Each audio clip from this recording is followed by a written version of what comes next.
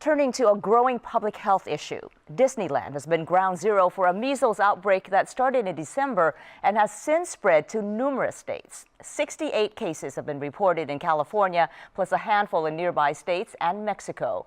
More than half of those who have contracted the disease were not vaccinated. The outbreak has renewed the debate about parents who choose not to have their kids immunized.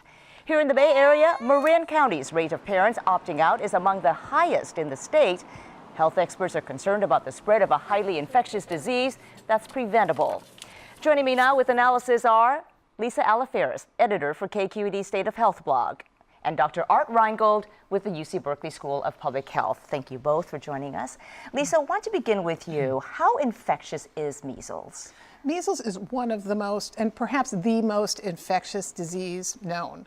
If someone has measles and walks into a room, coughs or sneezes, and even turns around and leaves the room, someone else who comes in who's not vaccinated or not otherwise immune, they stand a almost certain chance of contracting the disease.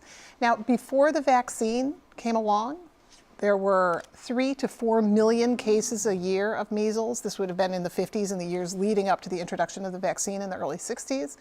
And of those 3 to 4 million cases, 500 people would die, another 1,000, on average, another 1,000 people would be left chronically disabled primarily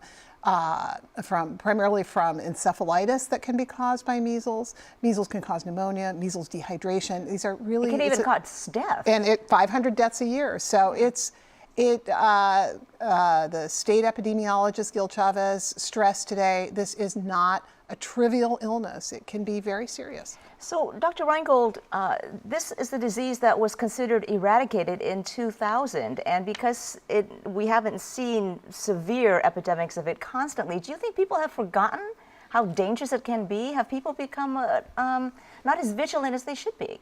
Well, I think that's exactly part of the problem. Most parents of young children today, they themselves didn't have measles.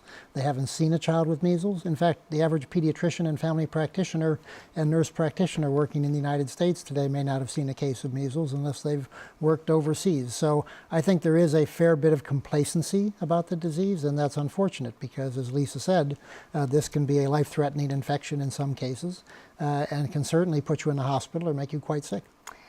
This is the worst measles outbreak in 15 years, and we know that it's partly due to numerous people choosing not to vaccinate their kids. Why do you think the anti-vaccine movement has been so effective in certain communities? Well, some people are anti-vaccine. Many people are what we might call vaccine hesitant. That is, they are potentially willing to be convinced about vaccination, or they're willing to accept some vaccines and not others. But basically, I think the fundamental problem is that some people have concerns about the safety of the vaccines, and they really don't have any fear of the disease. So if you're trying to do what's best for your kid, and you think the vaccine is potentially harmful and you're not worried about the disease, then it's a rational decision not to opt for vaccination. It's unfortunate because these are very, very safe vaccines, and measles can be a very serious disease. Well, so given that, Lisa, besides pointing to the many studies out there that show that there is no link between measles vaccines and autism, for example, what else can be done? Is that scientific message something that plays well with people? So, well, if people are concerned about what might be in the vaccine, the science is probably not going to convince them. So it's a disconnect between what I think, as Dr. Reingold very clearly said, that people don't have any fear of the disease anymore. One thing that the state of California has done, though, to capture these, to try and get the credible scientific information across, is California had a really easy way to opt out of vaccines. You could just sign something that said, I am opposed to vaccines, and your child then could go to school without being vaccinated. Yeah, it's called a personal belief exemption. A personal belief exemption. So for over a 7-year period, those personal belief exemption rates doubled in California. Now, it was still only a little over around 3% of the population, but they would cluster, as you said, in these certain areas, and so the rates of lack of vaccination would be much higher. Effective January 1st, 2014, a new law went into effect. This is the first school year where people who want to opt out of vaccines must meet with a healthcare provider first, and we've seen a decline in California of the rate of personal belief exemptions. So some of these people who are hesitant about vaccines are clearly susceptible to getting the right information and then to choosing to vaccinate their children. And I think it's worth pointing out that 2 to 3% statewide covers a lot of territory. So we do have counties and we do have communities where 15 or 20% of children have not received the measles vaccine. And some of the numbers are interesting. I just want to take a moment to point them out. According to a study in the journal Pediatrics, we've got statistics from 7 to 10% in San Francisco, in parts of Marin County, in parts of the East Bay. That's significant when you're talking about something like measles, if as many as 10% of the population is not vaccinated.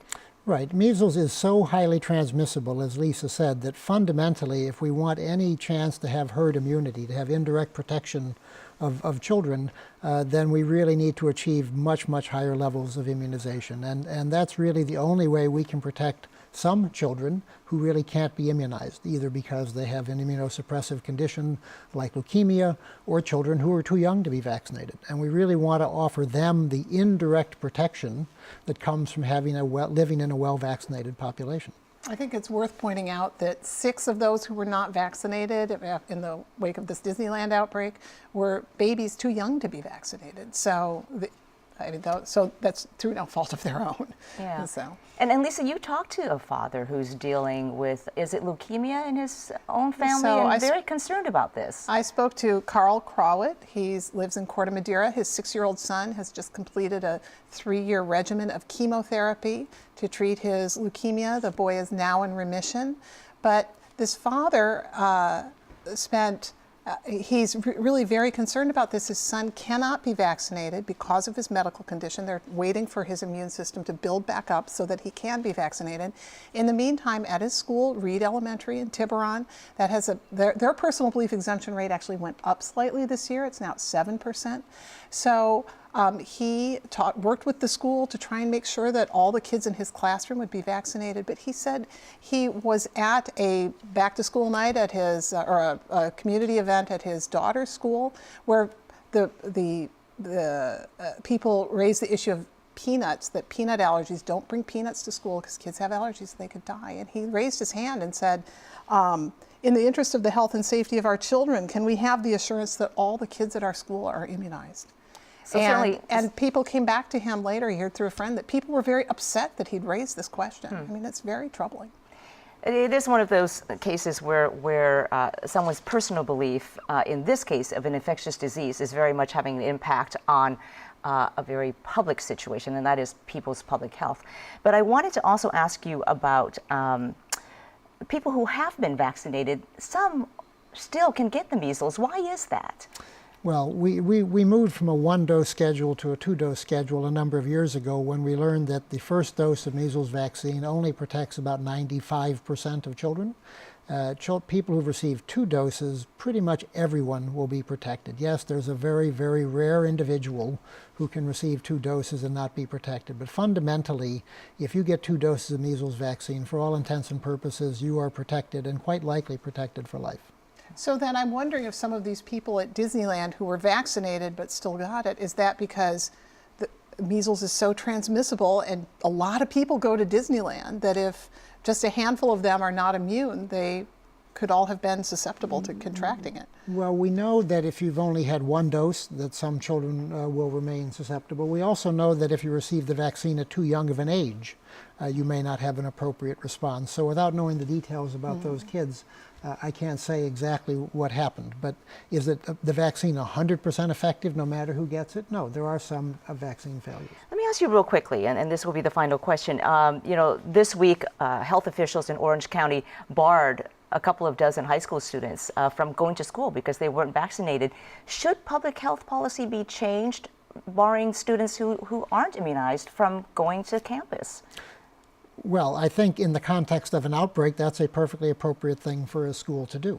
And a number of schools have done that in the context of whooping cough outbreaks and measles outbreaks and other things, to basically say if your child is not immunized and we have an outbreak situation, your child cannot come back to school until they're either immunized or the outbreak is over. Okay, well, certainly much more to come, I think. This is something that continues to develop, and we'll see how it all turns out. Thank you so much, both of you, for joining us. Dr. Art Reingold with the Berkeley School of Public Health and Lisa Aliferis with KQED's State of Health blog.